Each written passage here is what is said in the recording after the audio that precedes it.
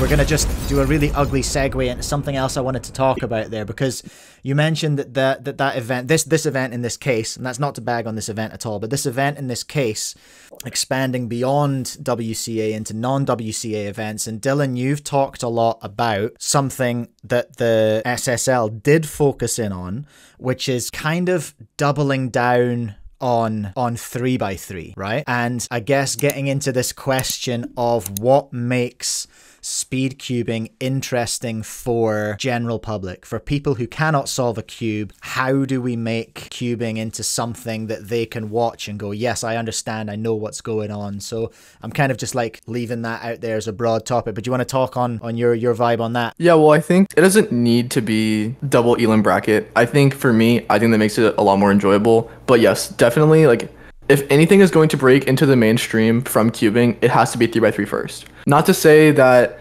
any other event couldn't get there eventually. Like, I've had this take before and people are like, oh, well, what about my event? It's like, you know, it's if it's interesting enough. Like, 2x2 is sold next to 3x3s in most retail stores in the US. So feasibly, 2x2 could become the same level of 3x3, but it will never be what 3x3 is. 3x3 is like cubing. And that's why you see China is specifically the whole, like, just at the scene over there is very 3x3 focused. Like, when I say China is taking over cubing, I mean 3x3, because like if you look at the top 10 rankings for 3x3, like they're 5 out of the top 10 and like they're 3 out of the top 5. So it's like they're very clearly showing their dominance, and it's because they care about it so much. And I think that's the way forward, because if you go to any sponsor, if you go to any event, like 3x3 is where the money's at, and that's because it is the cube.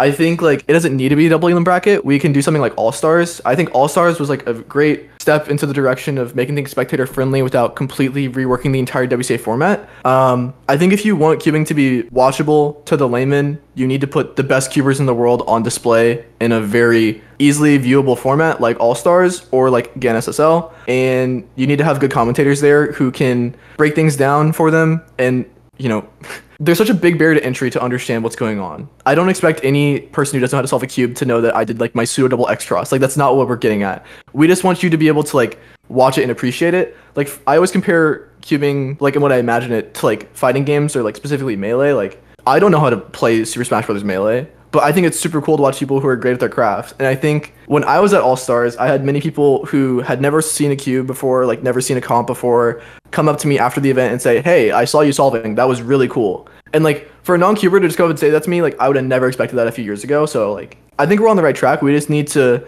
give more events like that to top solvers, whether that be GAN SSL, whether that be like a Moyu Smart Cube tournament, whether that just be All Stars. There just needs to be something to like put us out there. Anything like that. I hear what you're saying there about the 3x3 and the side events thing for non-cubers. Like, so I've got a little bit of insight there into having run a speedcube retail store here in New Zealand, right? And when you introduce speed cubing to someone, there's almost like a funnel that they go through of understanding. And the first thing is, oh my God, you can solve that. Sick. Like, their mind's already blown. Then you're just like, yeah, I can solve it relatively fast. And I'll do some mid 25 solve. And they're just like, what just happened? And then I'm just like, okay, now here's what you don't understand. I'm very, very slow in our world. And they're just like, what are you talking about? And they're just having their brain broken and broken and broken.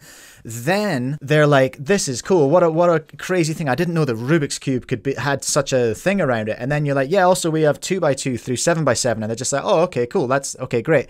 Then you're like, oh, so this is a square one. And they're just like, this is too much. And then you're like, okay, now here's clock. And they're like, actually, I'll see you later. Okay, I'm going to go, because then it is too much. Like, we do have to be realistic about how much we can have people understand about what we do. Because that's it, we forget what it was like to be a non-cuber. And that's fair. Dylan, you're 15 years in the game. Sorry, Antoine's 15 years in the game. Dylan, what are you, like 10 or something? Yeah, 10. I'm like 7. And you have to remember what it was like to solve for the first time, first of all, and to see what people go through in that understanding. And when we're targeting a huge market like non-cubers, you've got to be realistic. And I did see people in one of your streams, and Dylan, just raging out at you, being like exactly what you just said, being like, yeah, but what about 7x7? Sorry, it's not going to happen. Like, it's not going to happen. There's going to be a ton of people who will realize about 3x3 and see competitive 3x3 and be like, yeah, cool. I just think about, so me personally, I think about, shout out to my good friend Byron, right? He's not a cuber in any way, shape or form. We watch rugby together. He's been sort of teaching me how to understand rugby because my kid's really into rugby.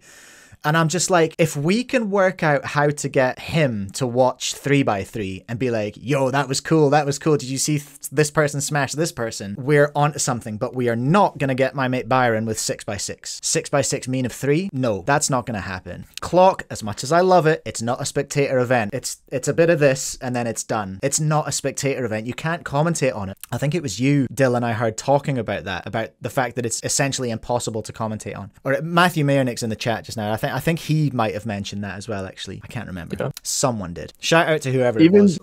Even 3x3 is hard to spectate on, like commentate on. Like play-by-play for 3x3 is nearly impossible. Like, I think Manu Singhal, who I commentated SSL with, did a very good job of doing that, and like everything I've seen him commentate, he has good play-by-play. Like, you know, just like, oh, on a PLL, oh great, good solve, whatever. Like, yeah. But actually going into like breaking down stuff is really hard in real time. Like, it's impossible to be like, oh, I see what he did here. It's just like you have to do it after the fact. And that's why I think like smart cubes are a good way of going into that. Or like I not to like, you know, I think Mayernick has done a very, very good job of making comps a lot more watchable as well. I think the overhead camera genuinely changes cubing. As like a competitive solver myself, I can like see in real time what's going on if I have an overhead cam. And like I can see their decision making, I can see mistakes a lot easier, but that's not feasible for every comp. But I think like any streamed comp, like you need to have an overhead cam, and I really wish SSL had one, because just watching it in the app is like impossible to tell what's going on. Yeah, well, half the solves just kind of jammed up at 3 seconds, and then went, well, like they were done. Yeah.